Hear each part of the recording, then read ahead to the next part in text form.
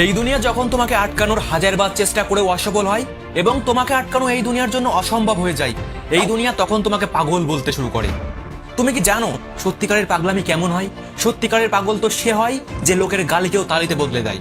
বন্ধু, আজকের এই ভিডিও তোমার ভেতরের পাগলামিটাকে জাগাতে চলেছে। যদি লোকের গালিকেও তালিতে বদলাতে চাও তাহলে এই ভিডিও থেকে 1 সেকেন্ডের জন্য চোখ সরিও না, না হলে অনেক কিছুই হারিয়ে ফেলবে। আজ তোমাকে দিয়ে সেই কাজ করাবো যে কাজ করার কথা ভাবলেও তোমার আত্মা পর্যন্ত কেঁপে ওঠে। আজ তোমাকে সেটা ভাবতে বাধ্য করাবো, যেটা ভাবতে ভাবতে না জানি তুমি কত মূল্যবান সময় নষ্ট করে ফেলেছো।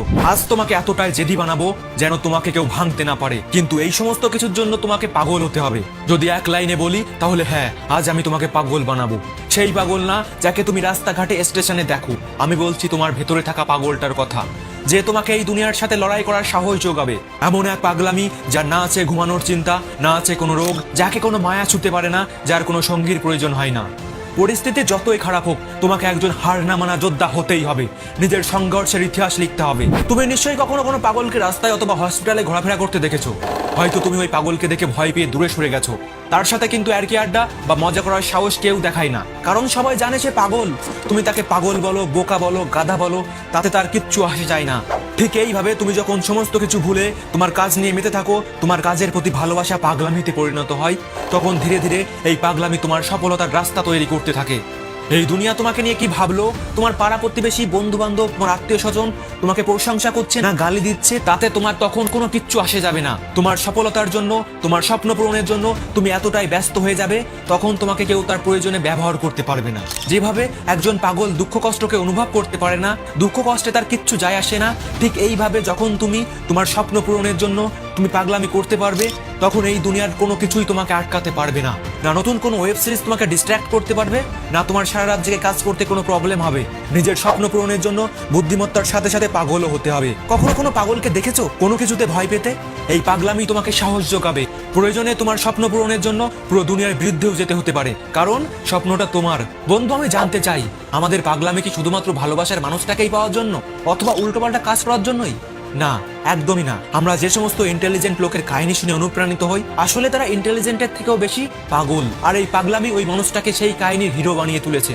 সেই জন্যই তো মহারাষ্ট্রের হিস্টোরিক্যাল বইয়ের প্রথম অধ্যায়ে পড়ানো হয় 10 ফেল সচিন টেন্ডুলকারের বায়োগ্রাফি। সচিন টেন্ডুলকারের ভেতরের পাগলামি মানুষটাকে বানিয়েছে গড অফ ক্রিকেট। এই পাগলামি মানুষটাকে শক্তি জুগিয়েছে দেশের হয়ে 24টা বছর ক্রিকেট খেলার। স্যার আব্দুল কালামের ভেতরেও এই পাগলামিটাই ছিল। এয়ারফোর্স থেকে রিজেক্ট হওয়ার পরেও এই পাগলামি আব্দুল কালাম স্যারকে হার মানতে দেয়নি। শুধুমাত্র এই পাগলামির জোরেই মানুষটা একজন মহান সায়েন্টিস্ট হয়ে দেখিয়েছিল। দুনিয়াতে এমন হাজারো পাগলামির কাহিনী আছে যে আমাদেরকে ইন্সপায়ার করার সাথে সাথে ভাবতেও বাধ্য করায়। এমনই এক পাগল ছিল যে ক্রিকেটকে নিজের জীবনের থেকেও বেশি ভালোবাসতো, যার স্বপ্ন ছিল দেশের জন্য ওয়ার্ল্ড কাপ জেতানো। কিন্তু পরিবারের আর্থিক অবস্থা ভালো না হওয়ার জন্য নিজের স্বপ্নকে পায়ের তলায় মারিয়ে বেছে নিয়েছিল টিকিট কালেক্টরের চাকরি। কিন্তু ছেলেটার মাথায় চেপে বসেছিল ক্রিকেটার হওয়ার পাগলামি। ফাইনালি ছেলেটি চাকরিতে রিজাইন দিয়ে বেছে নেয় এক অনিশ্চিত যাত্রাপথ। নেমে পড়ে ময়দানে, বদলে দেয় ক্রিকেটের ইতিহাস।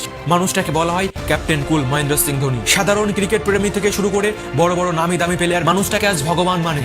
যদি ওই সমস্ত মানুষগুলোর মধ্যে নিজের স্বপ্ন পূরণ করার জন্য জেদ ও পাগলামি না থাকতো, যদি এরা ভাবতো লোকে কি বলবে, লোকে কি ভাববে, তাহলে হয়তোবা আজ এরা লক্ষ লক্ষ মানুষের ইন্সপিরেশন কখনোই হতে পারতো না। কে বলেছে নেচার আর সিগনেচার কখনো বদলায় না? শুধুমাত্র একটা আঘাতের প্রয়োজন। আঘাত যদি লাগে আঙুলে তাহলে সিগনেচার বদলে যায়, আর যদি মনে লাগে তাহলে নেচার বদলে যায়। আগামী একটা বছর, 1 বছরের জন্য পাগল হয়ে যাও। এমন এক পাগল যোদ্ধা যে নতুন ইতিহাস লিখতে চলেছে। এমন এক পাগল জওয়ান যে নিজের স্বপ্ন পূরণের জন্য যে কোনো পরিস্থিতির সাথে লড়াই করতে প্রস্তুত। নিজের কাজের জন্য নিজেকে এতটা পাগল বানাও যেন হাজার হাজার নেগেটিভ মানুষের সামনেও ওয়ান ম্যান আর্মি হয়ে দাঁড়াতে পারো।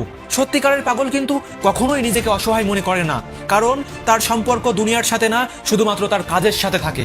আগামী একটা বছর কোনো দিকে না তাকিয়ে শুধুমাত্র নিজের লক্ষ্যের উপর ফোকাস রাখো। আগামী 1 বছরের জন্য আত্মীয় স্বজন, গার্লফ্রেন্ড, বন্ধু বান্ধব, বিয়ে, উৎসব, অনুষ্ঠান সবকিছু ভুলে যাও।